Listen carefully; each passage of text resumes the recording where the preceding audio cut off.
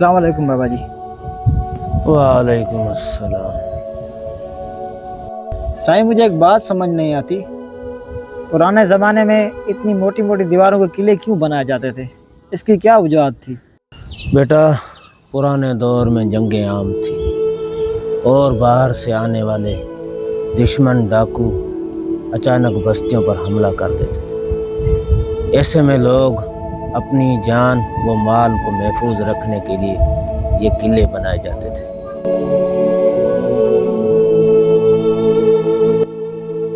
جب بھی کوئی دشمن حملہ کرتا تو علاقے کے غریب اور عام لوگ اپنے جانیں بچانے کے لیے اس قلعے کے اندر پناہ لے لیتے تھے۔ دوسرا بڑا مقصد سلطنت کی حفاظت تھی۔ قلعے ہمیشہ اونچی جگہوں پر بنائے جاتے تھے، دور سے آتے ہوئے دشمن پر نظر رکھی جا سکے۔ یہ اونچی دیواریں اور مضبوط برج دشمن کے تیروں اور توپوں کو روکنے کے لیے ڈھال کا کام کرتے تھے۔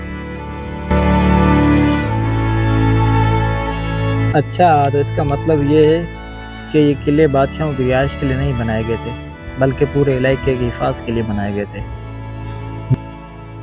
بالکل بیٹا، یہ قلعے اس دور کی مجبوری اور ضرورت تھی۔ ان کا مقصد عیاشی نہیں، بلکہ اپنے وطن، اپنی ثقافت اور اپنے لوگوں کا دفاع کرنا تھا۔